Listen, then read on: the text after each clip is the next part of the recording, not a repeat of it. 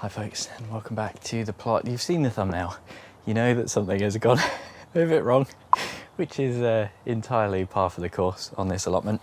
And I'll get to that, But first I thought I'd just do a bit of this. The classic Waitrose carrier bag today. I actually gave these very old and tired shears I showed in a recent video a good sharpen the other day, and I'm still generally getting to grips with hot composting.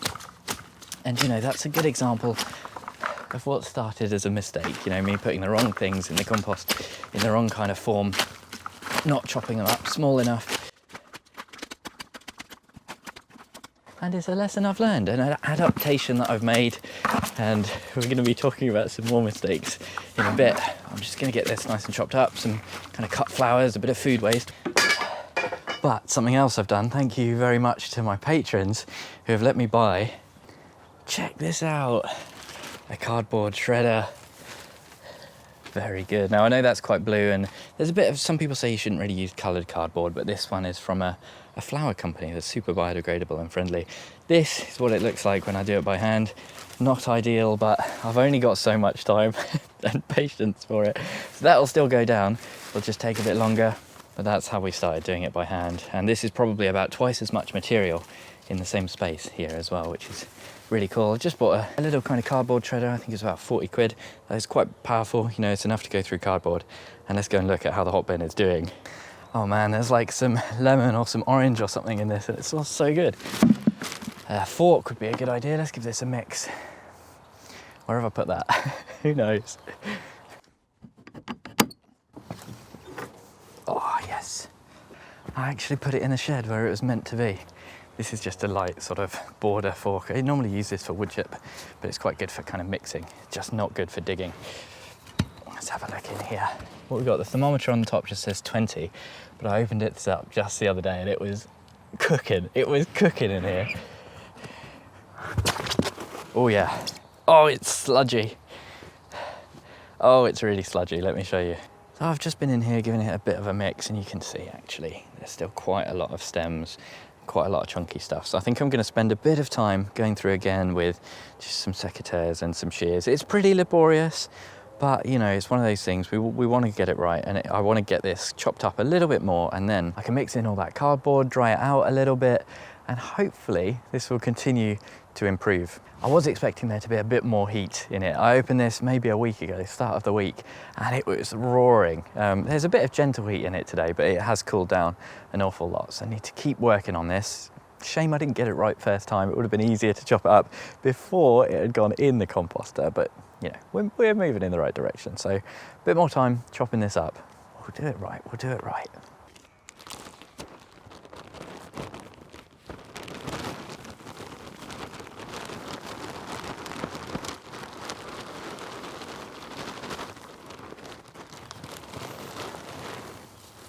I have a feeling that part of the issue here is that it's too wet and not enough browns. I think the other might just be the volume of material that you need to get this going. You know, I've got some heat in here that's mainly coming from the manure breaking down, but I feel like what I could really do with is, you know, those summer greens, the grass clippings, something to really get the heat started. But if I had all of the grass clippings going in here, well, I'd need loads more browns as well. So it's one of those things that we're just going to try and continually try and improve bit by bit. I'm going to get better at chopping everything up.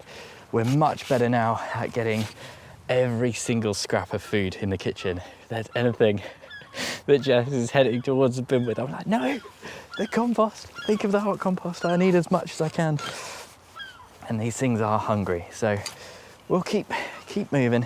What is encouraging is, you know, the darkness in here. Like there's a lot of stuff that is already composting down. My immediate thought when I opened this was, oh no, sludgy, wet, bad, but actually there's so much that's already composted down and turned from that lush leaf, like all the brassica leaves and the chili plants. A lot of this is just chili stems now that need chopping up a little bit. You know, the first chilies that I put in here weren't enough. This newspaper, you can see I'm really stupid, just didn't chop this up at all. So we're getting there, we're making improvements, and I'm being very careful whenever I get near the bottom with this fork, and thankfully so far I haven't put a hole in it, if I'm trying to get things off the bottom specifically, I've got a spade to hand as well.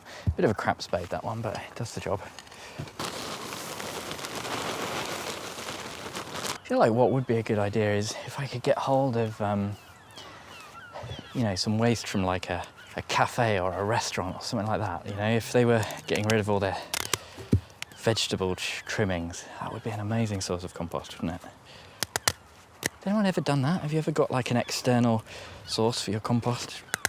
I had a few comments as well saying, JB, you've got a garden shredder at home, you could use that, but the sheer logistics of trying to use that, break up a load of stuff and then having to kind of transport it all to the allotment, and then, you know, it's a lot of faff to get out and set up. It's not going to happen. It's one of those things. And as well, I actually don't think that it would get most of the material small enough. You know, those garden chippers that you get are very, very rough. Like, it's just, everything's still quite big at the end of it. You know, it's sort of like wood chip sized, which I guess is better than putting it in whole, but I found that just putting something in a bucket with the shears does get it to a really good size and doesn't take too long. You know, Steve used to do it in his wheelbarrow, and good to follow the advice of the old boy pretty much at all times, isn't it?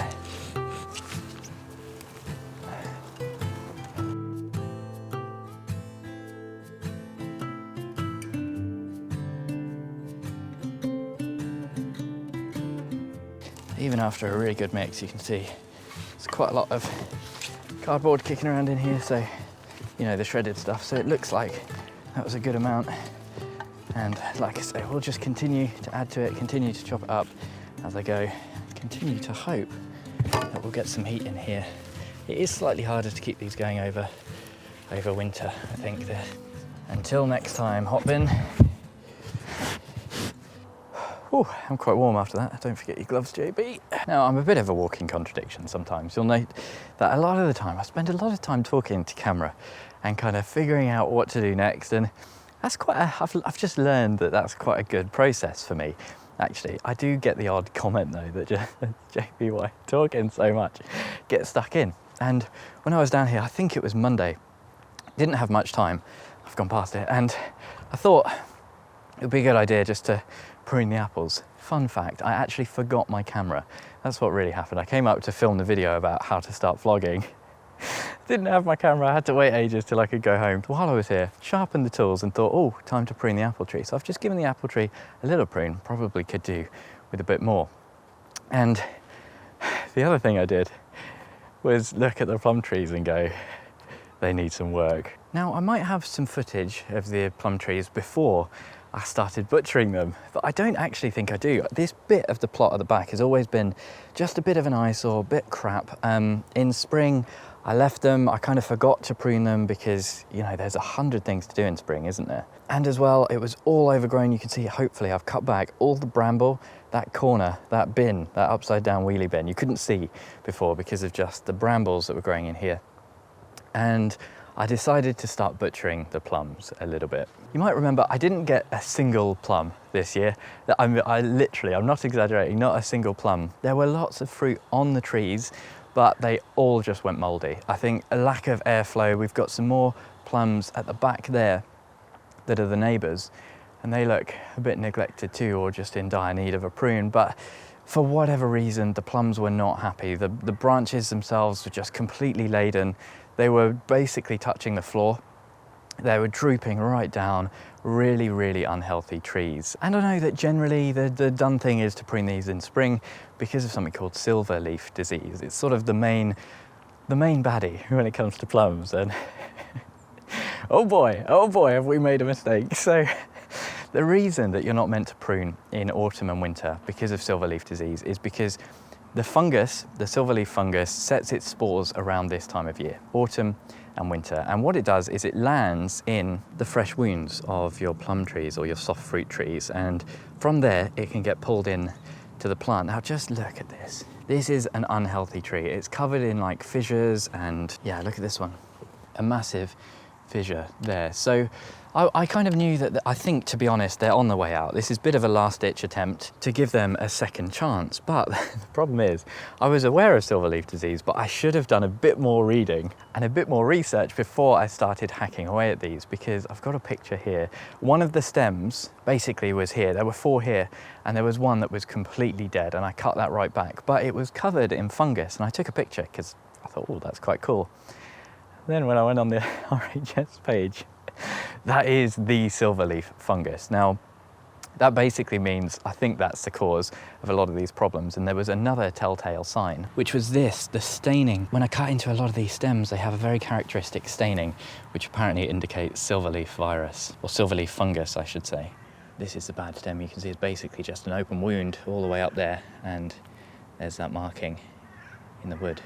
So what I should have done, and what you should do if you've got soft fruit trees, take a bit of time first to properly inspect them, look for signs of fungus, look up, the types of fungus that might be affecting your tree, see whether or not it's going to spread to your other trees if you prune them, and then maybe take some action.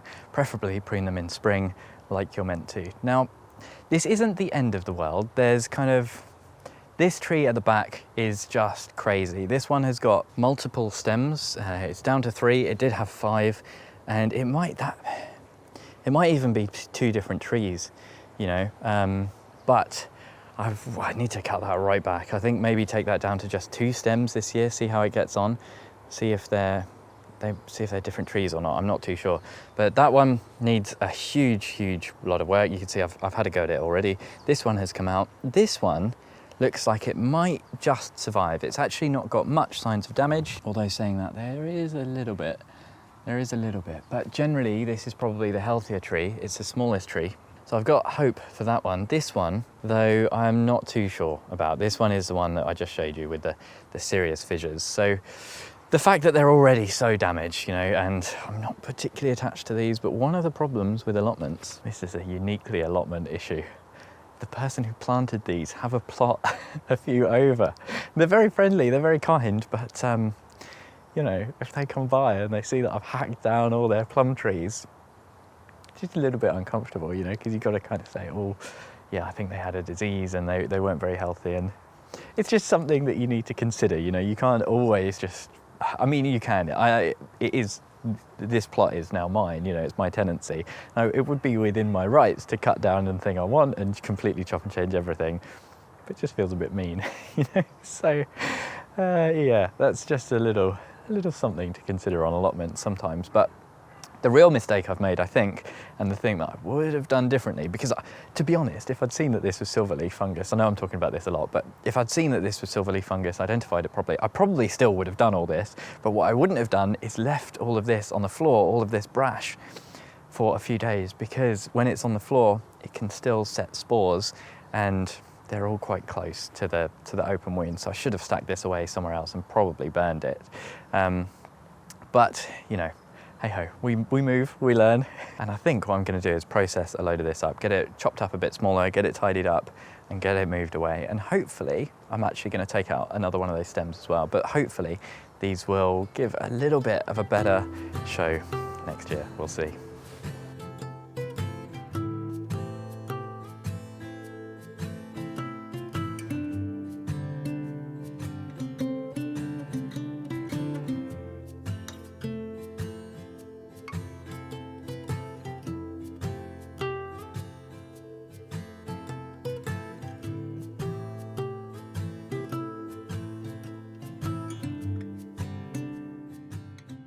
You've seen me merrily chopping away, and I'm pretty happy with the progress I'm making.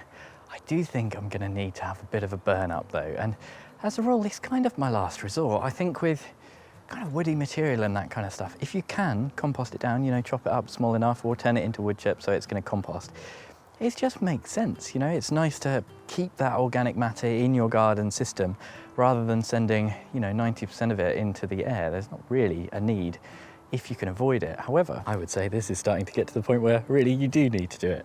There's a big pile there. I've just brought in a load of the tree clippings. There's a load there. And unfortunately, it's a bit too drizzly to film properly. But, it's one of those things. This is a bit like or I've started to pick at a scab or something. I know that's a bit gross, but you know what I mean, where it's like, well, I've started kind of clearing back here now, and this bit is so gross. This is just like random bits of damp-proof membrane that I found. There's, you know, we really don't talk about this enough, but that is a kid's paddling pool that for some reason was on the allotment back here when I took it on. There was like a bathtub back here, and I mean, believe it or not, it used to be grosser than this, but you can see it just looks horrible, doesn't it? And now I've started clearing it, it's like, well, I kind of want to get it all done now. I want to cut back all the brambles. There's a few kind of tree roots and stuff that are coming in the back of this corrugated fence, and I found a few little kind of incinerator things, so I think maybe tomorrow I will have a bit of a burn up, especially considering that a lot of this has got the silverleaf fungus. I think it just kind of makes sense, and you can still make use of the ash, which is something. But I'm going to have to put the camera away, and that was a little midway through. I'll show you. Maybe spend an hour or something, get the rake out, get it all looking a bit neater and tidier. I mean, it's compulsive, you know, once you start, you can't stop.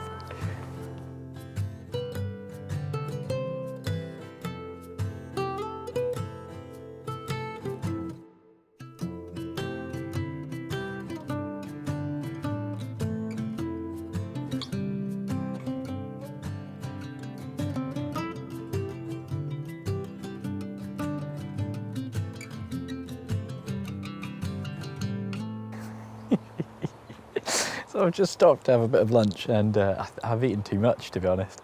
Jess made some sausage rolls, like Christmas sausage rolls, bit of chili jam, that and some banana bread. And now I'm like, oh, I don't fancy doing any hard work anymore, but nevertheless I do. And what I was going to say, why I was laughing, is because I just looked at that time lapse quickly, and I saw the plastic just coming into the shot the entire time. Let's have a little look, shall we? It's still pretty far from perfect. We've got two nice big kind of brashy piles now that are ready to get, oh, look at all that root system. I think that's brambles. But yeah, these can go on the fire once the wood is going properly. You can just kind of chuck them on and they'll go all crackly and poppy. But yes, look at this big old pile of like what is probably once upon a time compost. You know, just this big pile and that asbestos sheeting, pretty gross. Look at this next door as well. This is just wild. If I was taking this plot on, I would not be very happy having to go through all that. That is a proper, just neglected compost pile. And I'm probably just going to leave this like this for now. It just looks a little bit nicer, you know.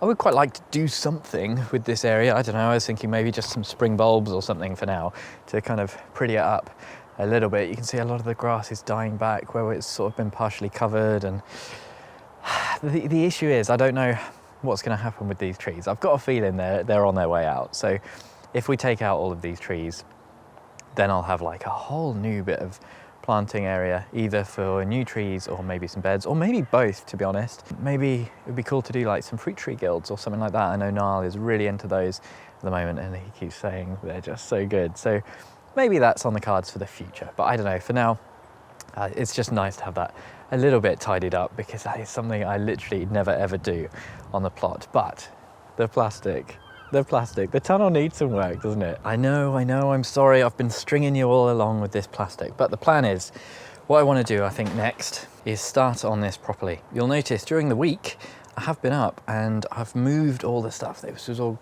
covered in stuff, and I've been breaking up all the clods of grass, especially that were down this end. So it's had a bit of a, you know, milling and that kind of thing. And what I want to do is start to dig this out, move the material up to this end. I want to chuck some cabbages in there. Look at this. Oh, these were given to me by a neighbour, Mike, my allotment neighbour, and they are looking so good, so healthy. It's a bit of an experiment. I'm not sure how well they're going to do over winter, but I think chuck them in there. And then I still want to pursue the hotbed idea. So what that means I need to do is kind of excavate a lot of this, so there's room for all the manure. I want to build it up as well, so it's time to get the scaffolding boards in and get to work. Now, I've been kind of debating about exactly how to do this and where to kind of tie these in and all that kind of stuff. And whoops, good thing I'm wearing boots. What would be ideal is if it could sit on the bricks and on the slabs, just so the bottom stayed really dry. Then it's going to be difficult to tie into the framework here properly. And the kind of question that I'm wondering, or the question that I'm asking, is whether or not it's worth doing it along the back. It's going to be a right pain because of the way that these U-clips... what am I doing? I could just pick up the camera and show you, couldn't I? So the way that these U-clips kind of protrude means that, you know, I can't screw anything into the base rail flush or anything like that. So there'd be a massive bit of dead space between where those the end of those clips and the base rail, where you just get all these weeds kind of growing up. And I'm wondering if maybe that's pretty much roughly the same level. I'm not sure. Oh, I don't know what to do. Maybe this one would be better. I'm kind of going back and forth a lot. I just not 100% sure what to do. I don't want to have the base rail completely, really far away, aren't I? Don't want to have the base rail completely in the soil, just because if that starts to rot, then, well, you know, it's just dangerous, isn't it? We don't want to mess around with that.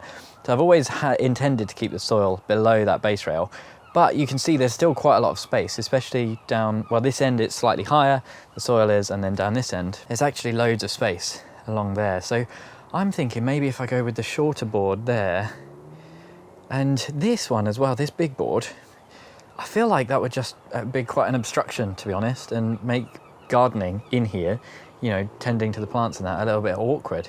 Whereas if I just have this nice leather one, it will just act as a perfect thing just to separate. Yeah, I think I'm leaning that way now. Just been fiddling around a bit, and these are pretty much exactly half the size of the scaffolding board. So I think that'll work really well. It does mean for the hotbed, I'm gonna have to dig quite a lot to basically create like a trench hotbed. There's a few different ways to do it. You can either build a hotbed on top of your soil, or you can dig into the soil, take the soil out, and then build your hotbed in that, and then have a little bed on top of it. And I was sort of planning on excavating this a little bit. This just means I'll have to go that little bit further. And I think if that material is spread out all along here, it should be just fine. Maybe.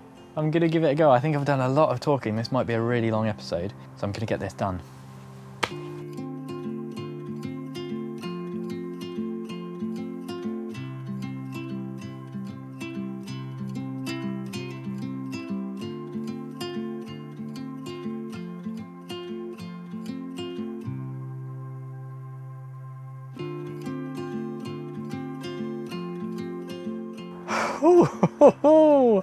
I'm feeling it, folks. I tell you what, horrible job. Absolutely horrible job. Took flipping ages. Everything is hurting so much, bending over. My knees are killing me.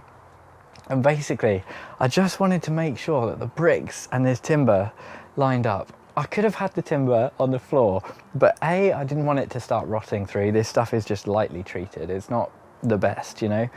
So A, that, and B, the real thing I didn't want was weeds starting to grow under and in front of the bed. I just know that would have driven me absolutely potty. You know, that would have driven me mental. And speaking of Potty Mouth Garden Club, back every Monday at 7 o'clock on our live streams. Links in the description if you don't know about them.